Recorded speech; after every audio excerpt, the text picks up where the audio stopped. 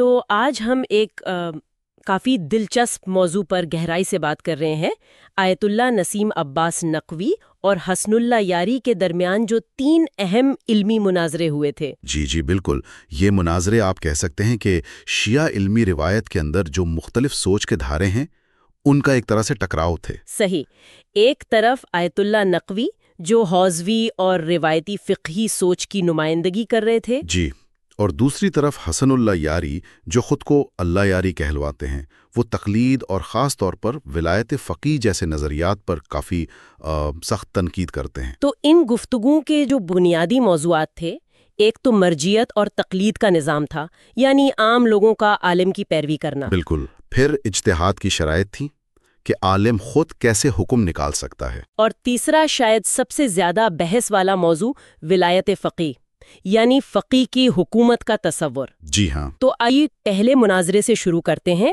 جو مرجیت اور تقلید پر تھا۔ آیت اللہ نقوی نے اپنا کیس کیسے پیش کیا؟ دیکھیں، آیت اللہ نقوی کا انداز بہت منظم تھا، علمی تھا۔ انہوں نے اصولی کتابیں، قرآن، حدیث اور جو بزرگ مراجع گزرے ہیں ان کی زندگی سے مثالیں تھیں۔ اچھا۔ اور خاص بات یہ تھی کہ انہوں نے تقلید کو صرف شرعی نہیں کہا، بلکہ کہا کہ یہ عقل و فطرت کا بھی تقاضا ہے۔ عقل، فطرت اور شرع، یہ ان کے الفاظ تھے۔ لہجہ بھی بہت ٹھہراوا، مدلل، کوئی جاریت نہیں۔ اور دوسری طرف حسن اللہ یاری، ان کا انداز کیسا تھا؟ ذرائع تو بتاتے ہیں کہ کافی خطیبانہ تھا۔ جی بالکل، ان کا انداز بہت پرجوش تھا، عوامی تھا، لیکن اس میں علمی دلائل سے زیادہ بعض اوقات الزامات لگتے تھے یا مرجیت کے ڈھانچے پر ایک عمومی تنقید ہوتی تھی۔ اچھا، یعنی ذاتی حملے بھی؟ کبھی کبھی جی، بات وہاں تک بھی جاتی نظر آئی۔ جو عقلی تسلسل ہوتا ہے یا مستند حوالے ہوتے ہیں، ان کی تھوڑی کمی محسوس ہوئی۔ تو یہ تو انداز کی بات ہوئی، نتائج کیا رہے؟ مطلب سننے والوں پر کس کا اثر زیادہ ہوا؟ نتائج تو کافی واضح تھے۔ جو علمی حلقے ہیں یا عام ناظرین، ان میں سے تقریباً 65 سے 70% نے آیت اللہ نقوی کے دلائل کو زیادہ قائل کرنے والا مانا۔ ان کے منظم انداز کو سراہا گیا۔ اور باقی جو 30 سے 35% تھے، وہ زیادہ تر وہ لوگ تھے جو پہلے سے ہی یاری صاحب کے خیالات سے متفق تھے یا ان کا جو ایک اسٹیبلشمنٹ مخالف انداز ہے اسے پسند کرتے تھے۔ صحیح۔ تقلید کے بعد پھر بات آتی ہے اجتہاد کی۔ دوسرا مناظرہ اسی پر تھا، اجتہاد اور مرجعیت کا فطری جواز۔ اس میں کیا خاص باتیں سامنے آئیں؟ اس میں آیت اللہ نقوی نے پھر وہی عقلی دلائل، نقلی یعنی قرآن و حدیث سے اور تاریخی حوالوں سے یہ ثابت کرنے کی کوشش کی کہ بھئی اجتہاد ایک ضرورت ہے دین کی، اور مراجع کا جو نظام ہے وہ اسی ضرورت کو پورا کرتا ہے۔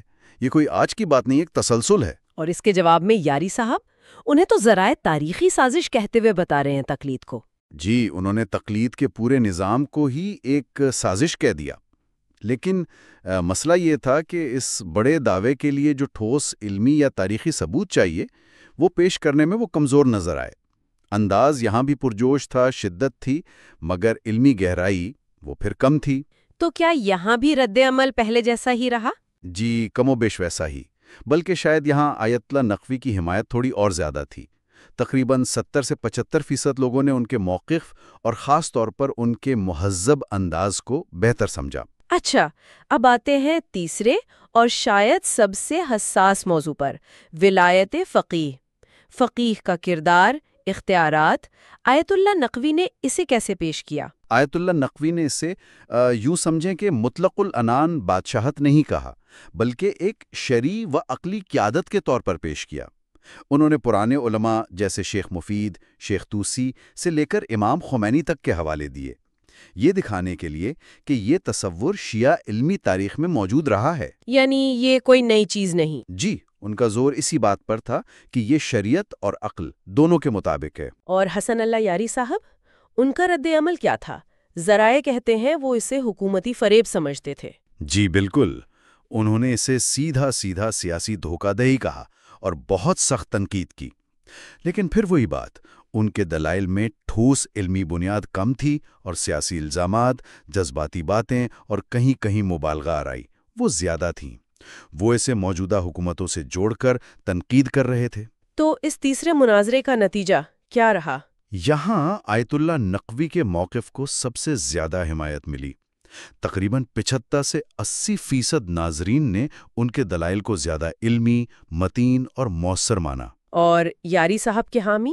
ان کے حامیوں کی تعداد تقریباً ویسی ہی رہی جو پہلے سے ان کے ہم خیال تھے۔ آن لائن فورمز پر بھی، یوٹیوب، فیس بک کے کامنٹس میں زیادہ تر رائے آیت اللہ نقوی کے حق میں ہی نظر آئی۔ تو اگر ہم ان تینوں مناظروں کا ایک مجموعی جائزہ لیں تو لگتا ہے کہ آیت اللہ نقوی کا جو علمی انداز تھا، منظم دلائل تھے، مہذب لہجہ تھا، وہ زیادہ غالب رہا؟ بلا شبہ، تجزیہ تو یہی بتاتا ہے۔ ان کے موقف میں ایک اصولی پختگی تھی، علمی تسلسل تھا جسے زیادہ لوگوں نے سراہا۔ دوسری طرف حسن اللہ یاری کے ہاں جوش و جذبہ تو بہت تھا، مگر علمی گہرائی، مستند حوالے اور منطقی ربط، اس کی کمی محسوس کی گئی۔ یہ سب جاننا واقعی بہت دلچسپ ہے، لیکن ان مباحثوں سے آپ کے خیال میں ہمیں کیا بڑا سبق ملتا ہے، یا کوئی ایسا سوال جس پر سوچا جائے؟ جی، یہاں ایک بہت اہم نقطہ سامنے آتا ہے، وہ یہ کہ علمی اور خاص طور پر مذہبی حساس موضوعات پر جو بحثیں ہوتی ہیں، ان میں کامیابی کا پیمانہ کیا ہے؟